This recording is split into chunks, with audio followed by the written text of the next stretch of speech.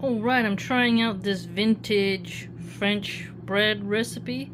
I tried to follow it. I think I did it right. I'll let these cool off. They smell fantastic. I did put quite a bit of cornmeal on there, but I didn't want it to get too cooked on the bottom. So I got some nice butter from grass-fed cows that's really creamy from Strauss Dairy Farm.